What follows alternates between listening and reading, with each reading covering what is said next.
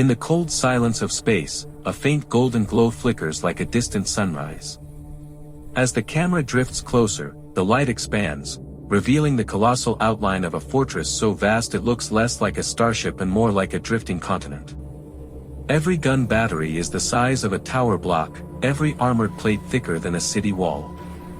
A low, rumbling hum echoes beneath the narration, like something ancient waking after millennia of slumber. Then the voice of the Australian lore expert breaks through, calm, confident, slightly amused, the way only an Australian can sound when describing something unbelievably dangerous. Most people think the Imperium's greatest strength is its armies, its titans, its space marines, he begins. But here's the real secret, none of that matters when a single warship can wipe entire invasions off the map simply by showing up. And that warship is the Phalanx. For thousands of years, it has drifted through the darkness like a living myth, feared by enemies, revered by allies, and barely understood even by the ones who command it. Today, we're diving into what makes this monstrous fortress the greatest warship the galaxy has ever seen. And mate, trust me, once you understand what's inside this thing, you'll never look at Imperial ships the same way again. The music settles into a steady rhythm as the intro begins. The narrator speaks with quiet authority, the tone of a storyteller who spent years buried in dusty lore books and obscure archives. He gives a brief smile in his voice. Day everyone. Today we're diving into one of the oldest and most mysterious constructs in Warhammer 40k lore, the Phalanx. Now, this isn't your standard battle barge or a glorified flying cathedral. This is a star fortress, a relic of a forgotten age, and a weapon so powerful that even the Adeptus Mechanicus treats it with a mixture of reverence and fear. The camera glides across the glittering hull, showing thousands of fortress spires, defense grids, and hangar bays that open like mechanical jaws. He continues, weaving a sense of scale and history. What we're talking about today is more than a ship, it's a symbol. A bastion of humanity that predates most of the Imperium's greatest heroes. A weapon so old and advanced that even the brightest tech priests can't fully explain how it works. And yet, despite its ancient origins, despite the fact that countless newer warships have been built, nothing has ever surpassed the Phalanx in raw power, durability, or strategic importance. The camera shifts to the silhouette of Rogal Dorn discovering the Phalanx for the first time, dwarfed by the sheer magnitude of what he found. The intro deepens, inviting the viewer into the mystery. For the next 20 minutes, we're going to break down exactly why the Phalanx still dominates the galactic battlefield. We'll uncover its origins, explore the impossible technology that beats at its core, and walk through the legendary battles that cemented its reputation. We'll look at the moments when the Phalanx didn't just win wars, it ended them.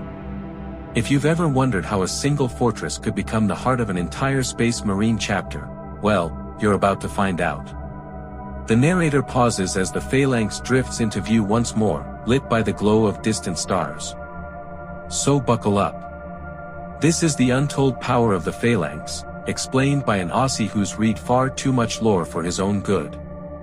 Let's get into it. Long before the Imperium carved its first Aquila into metal, long before Space Marines took their first breaths inside golden gene vaults, something extraordinary was built in the distant reaches of the Sol system. The Phalanx didn't come from the hands of the Emperor, or even from the genius of early Mars, it came from an age so ancient that its technology floats just beyond the understanding of modern humanity. The Adeptus Mechanicus calls it a miracle. Others call it a relic. The truth is, no one fully knows who built it or why. Some believe it was forged during the dark age of technology, when humanity commanded machines that could reshape planets and stroll through the warp as if it were a gentle stream. Others claim a secret technocult from Saturn created it, a group whose expertise has vanished into myth. When Rogal Dorn first encountered the Phalanx, he didn't discover a derelict hulk or a half-ruined fortress drifting in silence. He found a sleeping titan. Entire sections of the ship powered up automatically in his presence, as if it recognized him. The Mechanicus has spent millennia trying to replicate even a fraction of the Phalanx's design, yet its hull alloy, its power cores, and its machine spirit architecture remain stubbornly beyond replication. Imagine finding a star fortress built with technology so advanced it may as well be magic. Dorn didn't just find a weapon, he found the future home of his legion. From that moment, the Imperial fists reshaped themselves around the Phalanx. It became not just their command center but a symbol of their identity, unyielding, immovable, impenetrable. The ship's mere existence rewrote everything we thought we knew about human engineering. And the strangest part? Even today, vast corridors remain sealed shut, coated by mechanisms whose purpose has been forgotten. It's as if the Phalanx wasn't just constructed for war, it was prepared for something yet to come, something even the Emperor never spoke of. Trying to describe the Phalanx using normal starship language is like trying to measure a mountain with a ruler. The thing is colossal, an artificial world floating through the void. From a distance, it looks like a hybrid between a continent and a war machine, with entire city-sized blocks jutting out like jagged golden islands. The closer you get, the more unbelievable it becomes. Each macro cannon could flatten a hive city. Each armor plate is thick enough to survive blows that would vaporize a battleship. The Phalanx isn't just big, it's absurdly, unapologetically overwhelming. Its void shields are so powerful that an entire Chaos fleet once burned itself out trying to breach them. And these aren't ordinary shields, they operate on principles the Mechanicus barely comprehends. Some say they draw energy directly from microsingularity reactors hidden deep within the ship's unknown sectors. Others whisper that the shields respond emotionally, strengthening when threatened, weakening when the ship rests, as if the vessel has moods. Inside, the Phalanx is like a fortified megapolis. There are training arenas large enough to simulate planetary invasions.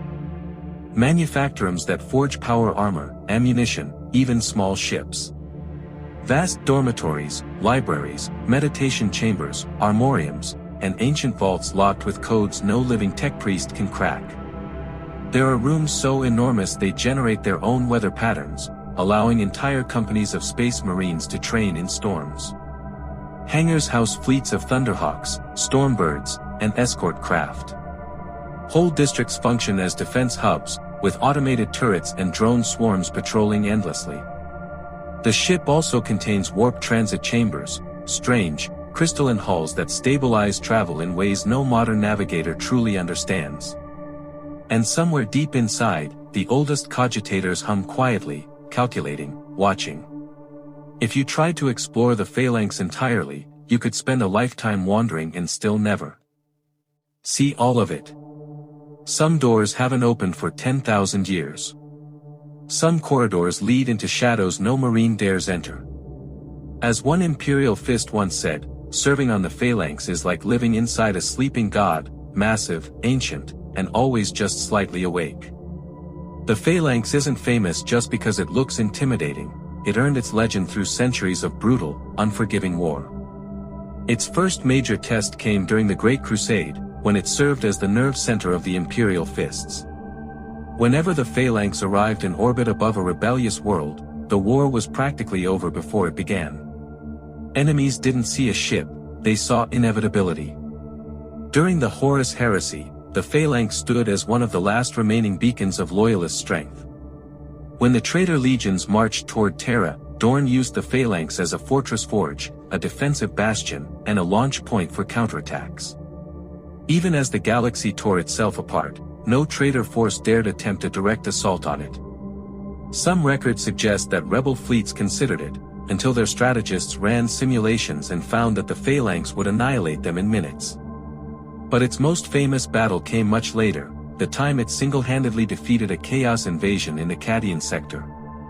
A demon-fueled armada burst from the warp, expecting to overwhelm scattered Imperial defenses. Instead, they found the Phalanx waiting like a mountain with guns. For 6 straight hours, the sky lit up as cannon blasts tore demon engines apart. Void shields shimmered like a golden storm. Even greater demons couldn't breach its walls.